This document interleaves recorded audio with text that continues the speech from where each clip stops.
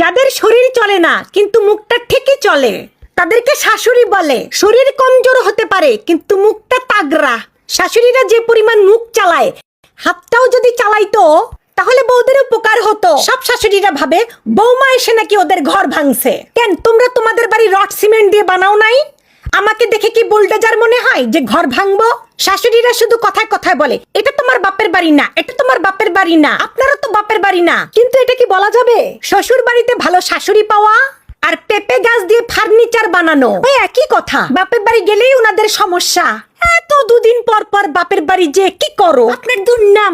বৌমা আসলে বাড়ির আয় উন্নতি বাড়বে। কেন আমাকে দেখে কি আপনার দানের বাক্স মনে হয়? তবে শোনো, সব শাশুড়ি দজ্জাল হয় না, কেউ কেউ তো এর থেকেও ভয়ঙ্কর হয়। লোকে অহেতুক ভালো ছেলে খোঁজে গো। ভালো শাশুড়ি খোঁজো। স্বামীর সাথে তো দিনে 2-3 ঘন্টা কাটাবা, বাকি টাইম তো শাশুড়িকেই সহ্য করতে হবে। শাশুড়ির মনোযোগ আকর্ষণ করো।